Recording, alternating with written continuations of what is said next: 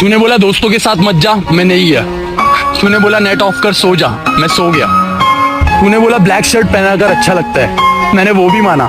सब चीज तेरे हिसाब से करने के बाद भी मुझ पे रोक टोक लगा के तू मेरी ही लगा के चले गई। थोड़ी सी तो शर्म कर लेती। हाँ मैं तो बेशर्म हूँ ना।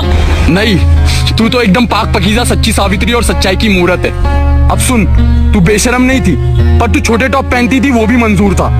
तेरा स्कर्ट पहनना भी कबूल था। तू अपनी सहेलियों के साथ घूमने गई, मैंने कभी रोका नहीं। तू बिजी है, बाद में बात करेगी, मैंने उस पर भी कभी टोका नहीं। Oh shit shit shit shit shit, गलत बोल दिया। अब तू मुझे छोड़ के चले जाएगी। हमेशा ये सब बात नहीं बोल पाता था मैं कि कहीं तुझे खो ना दूं, पर आज तू जा। तुझे एक अच्छा पॉइंट चाहिए था मुझे छोड़ के जाने का, और वो मौका दे दिया मैंने तुझे।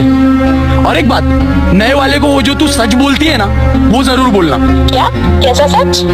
कि बेबी मैं तुम्हें कभी छोड़ के नहीं जाऊंगी। तुमसे ज्यादा प्यार मुझे और कोई नहीं कर सकता।